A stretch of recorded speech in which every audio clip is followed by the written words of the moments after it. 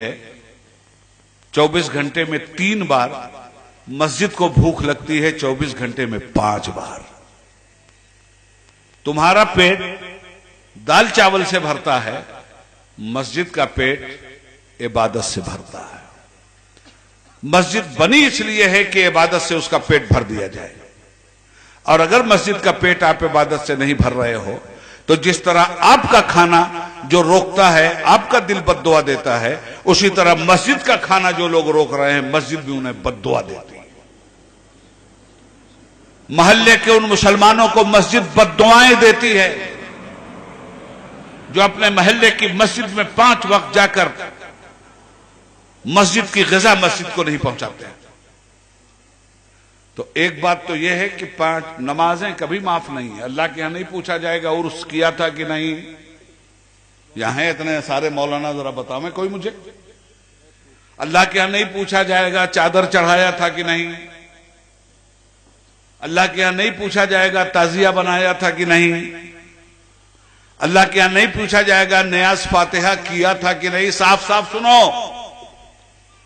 और मैं सुन्नी इब्ने सुन्नी बोल रहा हूं, टुन्नी वाला काम नहीं, सुन्नी वाला काम। इसमें से एक बात अल्लाह के यहां नहीं पूछी जाएगी। ख्वाजा साहब के यहां कितने बार गए थे, कभी नहीं पूछा जाएगा। ताजिया बनाया था कि नहीं बनाया था, नहीं पूछा जाएगा। हां, यह जरूर होगा कि यह काम तुम्हारा अच्छा था कि बुरा, उसी पे तुम्हारे अमाल की जजा सजा तय कर दी जाएगी। उर्स में नगाड़ा बजाया था कि नहीं, नहीं पूछा जाएगा। एक मजार पे एक चादर चढ़ाया था या 1000, बिल्कुल नहीं पूछा जाएगा। पीर साहब का हाथ पैर चूमा था कि नहीं, बिल्कुल नहीं पूछा जाएगा। उनको नजराना शुक्राना देकर राजी किया था कि नहीं, बिल्कुल नहीं पूछा जाएगा। तो फिर पूछा क्या जाएगा? रोजे महशर की जहां गुदाज बुअद अव्वली पुरुष से नमाज बुअद, पूछा जाएगा। तो यह पूछा जाएगा तुमने नमाज पढ़ा था या नहीं, और जजा सजा इस पे तय हो।